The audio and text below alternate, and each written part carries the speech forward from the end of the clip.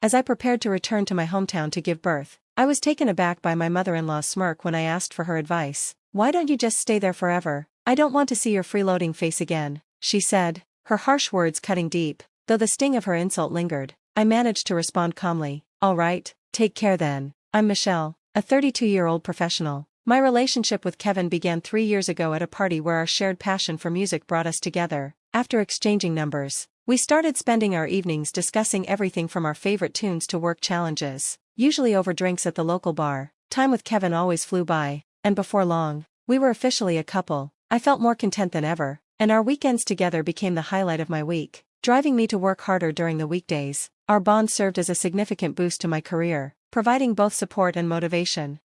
After a year, we decided to take a major step and moved in together, both committed to our future and contemplating marriage. Sharing a home allowed us to grow closer, revealing each other's quirks and habits. Now, a year into cohabitation, my desire to marry Kevin has only intensified, and I eagerly await his proposal, sensing he's looking for the perfect moment. Then, out of the blue, Kevin invited me to an upscale restaurant for dinner. It wasn't a special occasion, yet I felt a stirring in my gut that this might be it. Arriving after work, nerves and excitement danced within me. Upon seeing him, I noticed that he appeared even more anxious than I was. His palpable tension oddly calmed my own nerves, and I couldn't help but chuckle at his awkward greeting. Throughout the meal, Kevin's anxiety was evident. As we finished our main course, he turned to me and softly said, "Michelle." His earnest gaze made my heart race. "You're the most wonderful person in my life, and I want to cherish you forever. I hope you feel the same way. Will you marry me?" With that, he revealed a ring. My response was immediate and filled with joy. "Yes, I can't wait to start our life together."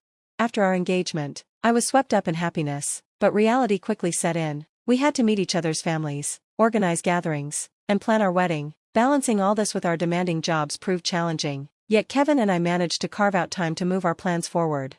When I introduced Kevin to my parents, they took to him immediately, charmed by his warmth and sincerity. Their approval meant everything to me, and I felt grateful they embraced our decision to marry. However, my visit to Kevin's parents took an unexpected turn. Upon meeting me, his mother bluntly remarked, "Kevin's fiancée, you seem rather plain." Her words caught me off guard. Before I could respond, Kevin interjected, "Mom, what are you saying? She's the woman I've chosen." His defensive tone surprised me. "I'm just being honest," she shot back.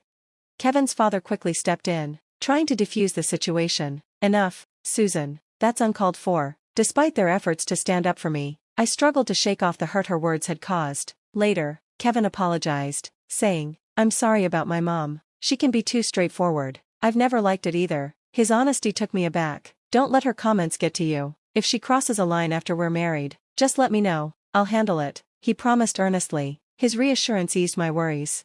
From the beginning of our relationship, Kevin had shown a protective side, even during that initial encounter with his parents. Yet, I still felt anxious about the upcoming family gathering, fearing his mother might disrespect my parents as well. Kevin assured me he would manage the situation delicately, and I had prepared my parents about Susan's formidable personality, hoping they would be somewhat ready. When the day of the family meeting arrived, I was a bundle of nerves for entirely different reasons. "Hello, I'm Kevin's dad. It's a pleasure to meet you," Jack said warmly, extending his hand to my parents. "We're Michelle's mom and dad," they replied politely, keeping the atmosphere friendly. While they exchanged pleasantries with Jack, Susan remained aloof, ordering a drink without participating in the conversation. "I'll take her red wine. Looks like we'll need a bit of a drink to make this interesting," she quipped, her remark casting an uncomfortable shadow over the gathering. My parents were momentarily stunned by her bluntness. Both Jack and Kevin quickly apologized for her rudeness.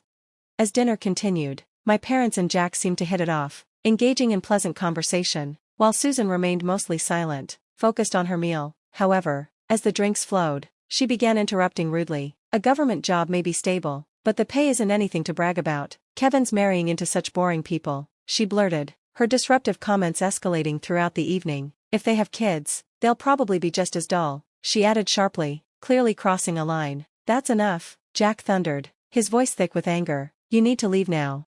Susan left reluctantly, muttering about how she was just being honest. Jack escorted her outside and arranged a cab for her ride home. When he returned, he and Kevin apologized once again for her behavior. I felt a wave of relief wash over me that we had reserved a private room. Susan had proven to be a greater challenge than we had anticipated.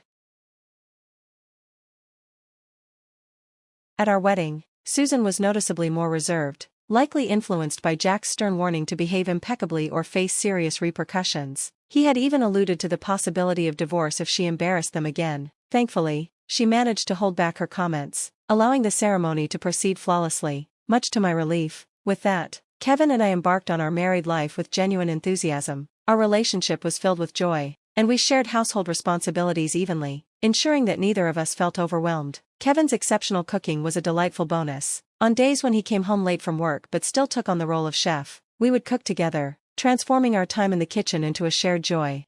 Kevin made a point to visit his family home alone whenever possible. I longed to see the faces of my only family, my son and his wife. Her words struck a chord. Her vulnerability was palpable. "Could I stay with you for a little while?" she asked, desperation creeping into her voice. Kevin and I exchanged glances, taken aback by her request. "I feel like I'll be crushed by loneliness if things continue this way," she pleaded. We hesitated but reasoned that a short stay might not be harmful. Susan seemed fragile, and we doubted she had the energy to be hostile towards me, so we agreed to let her stay. Surprisingly, Susan adapted well. "Staying in your home is the least I can do, thank you. You're lifesavers," she said gratefully. Both Kevin and I appreciated her efforts, and life felt manageable, almost pleasant.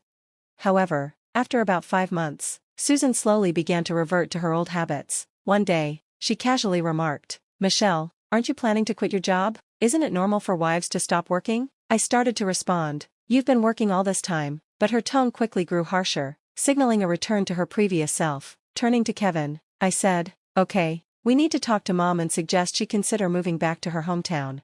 When Kevin approached Susan about it, her response took us by surprise. "I've already sold the family home," she confessed. Kevin and I exchanged shocked glances. "Mom, why would you do that without discussing it with us? That was our family home. I inherited it from Dad," Kevin exclaimed, disbelief evident in his voice. "Selling it was my decision," Susan defended herself, but her casual dismissal stung. "You should have at least informed us," Kevin countered, frustration bubbling to the surface. "I forgot, sorry, now I have nowhere else to go, so please don't kick me out," she pleaded. We were left speechless, struggling to process this new reality. Just as we were coming to terms with the situation, I discovered I was pregnant. Kevin and I were overjoyed. We had been hoping for a child but were almost ready to give up due to our age. This was truly wonderful news. However, the joy of our growing family was tempered by the prospect of dealing with Susan during my pregnancy. Her complaints resumed, and she argued with Kevin, saying, "Why do I have to cook for you too? I'm only staying here because of Kevin, not you." Traditionally, it's the wife who handles all the housework, he explained. While Susan would cook only for herself and Kevin, she stubbornly avoided any chores related to me. Despite Kevin's reprimands, her remorse was fleeting, and she quickly slipped back into her old habits. At my wit's end, I decided to start my maternity leave early and return to my parents' home for some peace. When I discussed this with Kevin, he suggested a solution we both agreed on. As we made our plans, I informed Susan about our decision. "You're going back home to give birth?" she asked, her voice edged with hostility. "Yes, I believe it's the best choice for a safe delivery, and it means I'll be leaving household duties behind for a while." Kevin supports this decision, I explained. Hearing this, Susan smirked disdainfully. "Why not just stay at your parents' house forever? I don't want to see your parasitic face around here anyway. I bet even Kevin has had enough of you. You don't need to come back to this house anymore," she sneered. Surprisingly, her harsh words brought me a sense of relief. "All right then, take care," I replied calmly and returned to my parents' home. They welcomed me with open arms, providing the peace and comfort I needed during this time. A month later, Kevin visited my parents' house with exciting news. "I finally got the green light from work to transition to remote work permanently, and I found us a new place to live," he announced. "That's fantastic," I exclaimed, thrilled. Kevin had rented an apartment close to my parents' home, making it easier for us to start our new life. He then ended the lease on the room Susan had been occupying and finalized our move to the new apartment. Susan was clearly unsettled by these developments and called me in a panic. "Hey Michelle, where are you?" "I'm at our new place with Kevin," I replied. "New place? Where?" Her voice was urgent and somewhat frantic. "I'll let you know in time, but I have to be honest. The lease here is being cancelled, and everything's being moved out. I can't stay here anymore," I explained calmly, emphasizing the fresh start Kevin and I were making.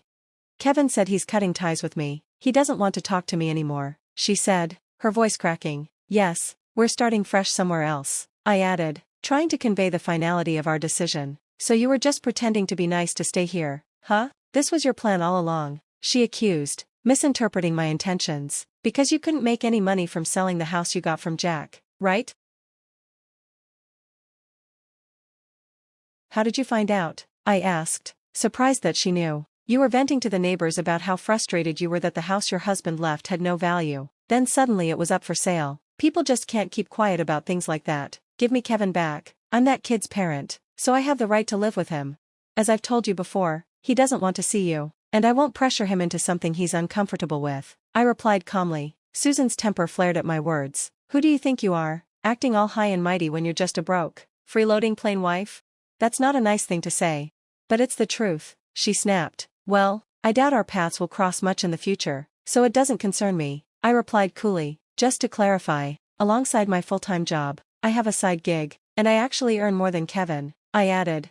Oh really? What's this side gig? Susan asked, skepticism dripping from her voice. I initially studied web design, so I've been taking on projects in that field, with both my salary and freelance